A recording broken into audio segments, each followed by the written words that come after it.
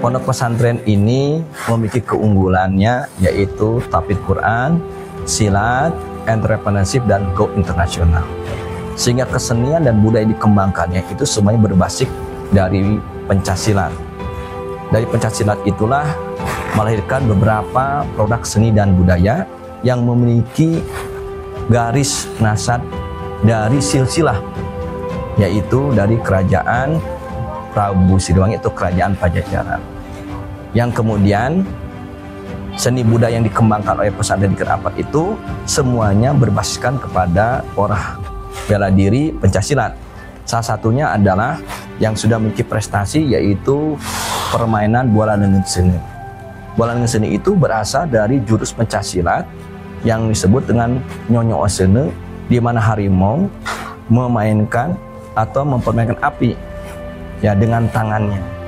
Maka kemudian jadilah bentuk permainan di pencaksilat yaitu memainkan bola api atau bola dengan seni. Lalu ini kemudian menjadi ranahnya bukan pencaksilat lagi, tapi sudah menjadi ranahnya olahraga tradisional.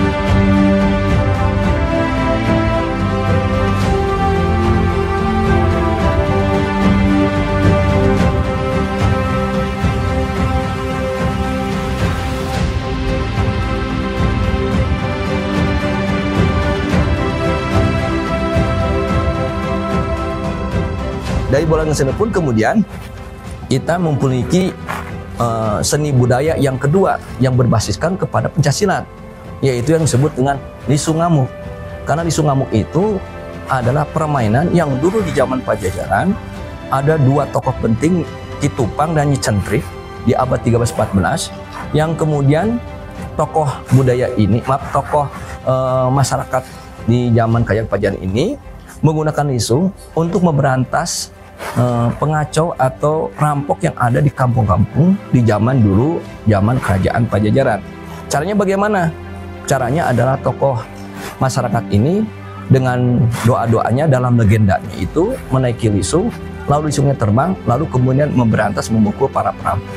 Dari situ kemudian dijadikanlah olahraga tradisi seni budaya yang dikenal dengan ngagotong lisung atau disebut lisung ngamuk.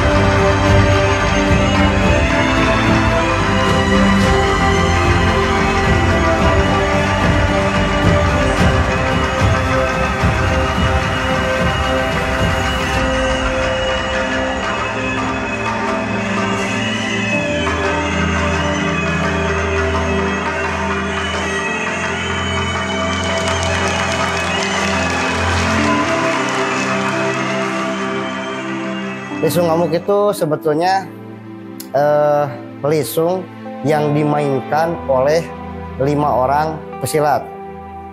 Terdiri dari 4 orang jawara yang menggotong lisungnya dan 1 orang pawang lisung atau kisunda, di mana tugas mereka beda-beda. Yang 4 orang tugasnya menggotong lisung dan yang menjadi pawang itu tugasnya membawa lisung dari luar ke dalam arena. Nah, sebelum lisung dibawa ke dalam arena, kita itu harus persiapan dulu. Yang pertama, sebelum jalan, musik sudah harus mulai. Nah, biasanya kami mau masuk ke arena itu diiringi dengan musik kidung. Kenapa musik kidung? karena memang itu yang cocok menurut kami. Nah, setelah itu baru kita sudah melakukan salam perguruan, kita jalan dengan menggunakan kaidah silat. Nah, di sini para jawara yang 4 orang itu setidaknya mereka harus menguasai atau harus paham tentang kaidah silat. Karena kalau jalan tanpa kaidah silat membawa lesung itu kurang enak dilihat. Nah, setelah jalan terus sampai ke tengah arena, sekiranya sudah pas baru kita berhenti, musik juga berhenti, lalu kita tutup dengan salam perguruan lagi. Di situ ketika sudah salam perguruan, musik jalan lagi dan si pawang mulai memainkan dulu gerakan silatnya, sejurus atau 2 jurus. Setelah itu si talinya dibuka, tali kakangnya dibuka, baru dipersiapkan musik, dan ketika lisung dipukul, musik berganti, yang tadinya kidung menjadi musik padungdung.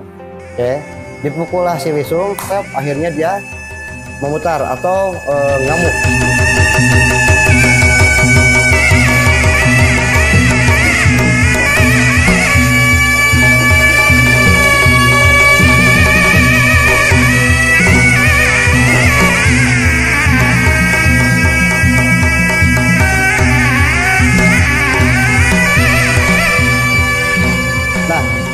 Kalau ada pertanyaan kenapa Ki musiknya harus padungdung, karena sejatinya lisung ngamuk itu makin kerasnya musik atau makin ketukannya makin cepat, makin rame si lisung makin ngamuk. Oke, jadi makin kencang musiknya, makin rame, lisungnya makin ngamuk. Nah, terus sampai sempat ada pertanyaan seperti ini, Ki Icut, itu lisung kenapa sih bisa ngamuk? Apakah di lisung itu ada setannya atau ada jinnya? Oke, Ana jelaskan secara logika. Mohon maaf, sebenarnya kenapa itu lisung bisa ngamuk? Oke, sekarang kita bahas terkait 4 orang jawara yang menggotong lisung.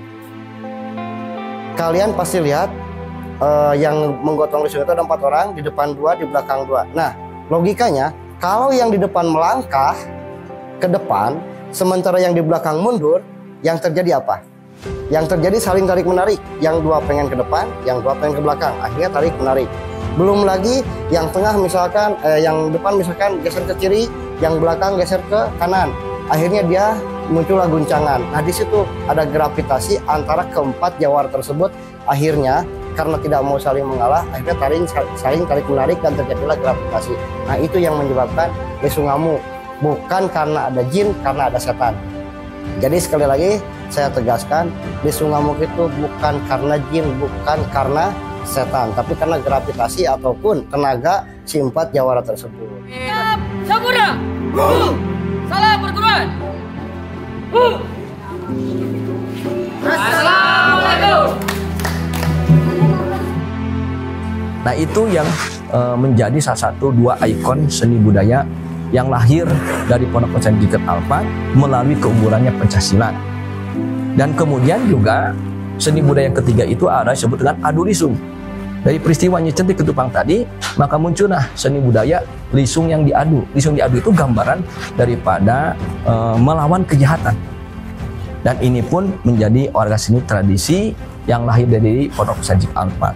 Lalu kemudian oleh pemerintah dinilai sangat luar biasa, sehingga kemudian boles dan lisung ini dijadikanlah, ditetapkan oleh pemerintah Provinsi Jawa Barat menjadi warisan budaya tak benda Provinsi Jawa Barat. Ditetapkan main bola ngeunseuneu dan ngagotong lisung.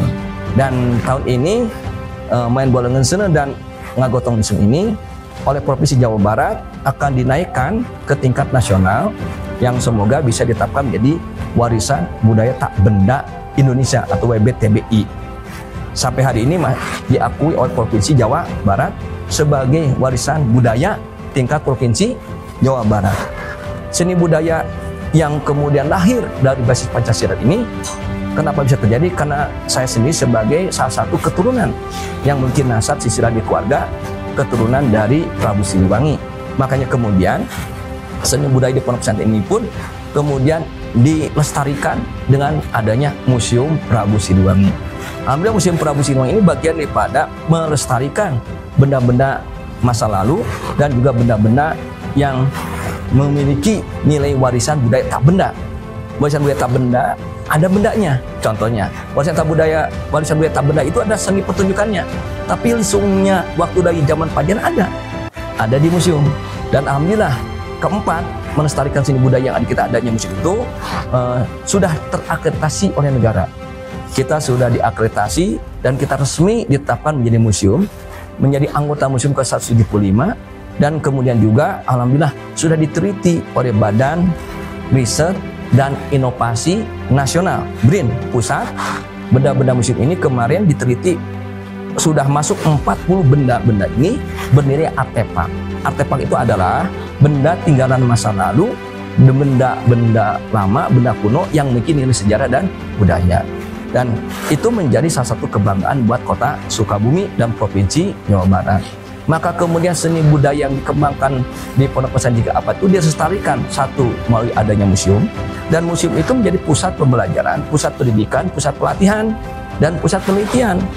Maka sudah banyak dari perguruan tinggi seperti dari UPI, dari UIN yang melakukan penelitian untuk tingkatan S1, S2, dan S3. Ya, sehingga kalau diambil kesimpulan di Pondok Pesantren Jika Apa ini dalam rangka melestarikan, memelihara dan mengembangkan seni budaya, khususnya seni budaya dari Jawa Barat. Kita ada bola dengan sene, ada ngagotong lisung ngamuk, ada adu lisung, dan benda-bendanya dilestarikan dengan adanya Museum Prabu Siliwangi. Bukan hanya itu, lalu kita kembangkan juga jurus khas aliran Sang Bang Bodas. Nah, pencaksilat ini ada di bawah IPSI Kota Sukabumi dan di Provinsi IPSI Jawa Barat, dan tentu IPSI di tingkat nasional. Maka di Pondok Pesantren Jika Apa dalam rangka mengembangkan pencaksilat sebagai warisan budaya tak benda dunia, karena pencaksilat merupakan bagian daripada warisan budaya, ya, bukan hanya sebatas olahraga bela diri. Nah, maka pencaksilat itu masuk ke dalam ranah seni dan budaya juga, bahkan masuk ke ranah produk wisata. Maka alhamdulillah kita mengembangkan jurus-jurus khas. Jurus khas apa saja yang kemudian dikembangkan dan menjadi aliran pencaksilat sebagai warisan budaya tak benda dunia. Ya, karena pencaksilat secara keseluruhan ditetapkan oleh dunia.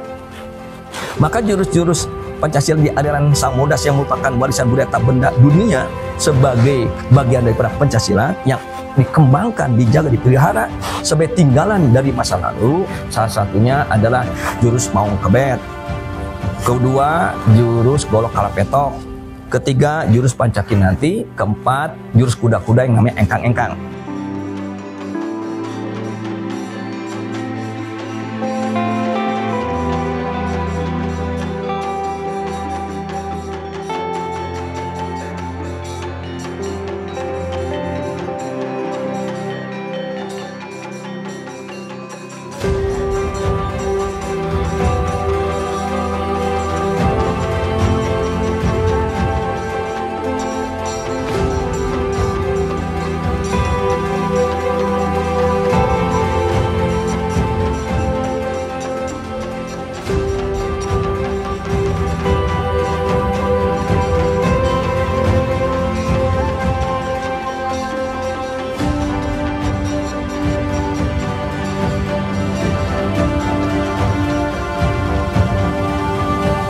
Jadi kalau seni budaya yang dikembangkan di sini meliputi satu, olahraga tradisional, seni budaya, dan produk pariwisata ada 4.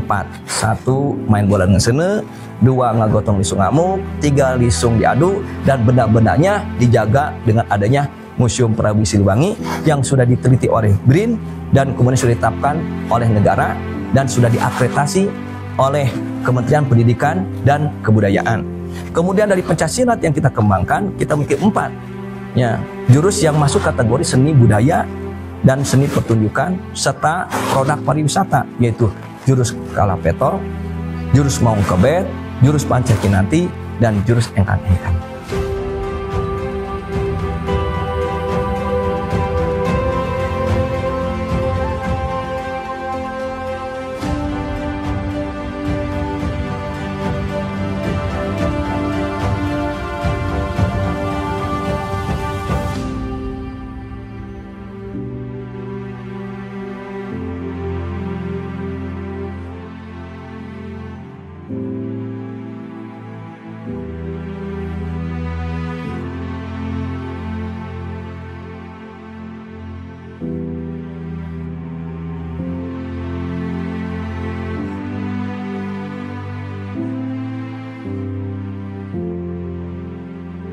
maung bodas. Semaing, semamau, semencak, kena kencana.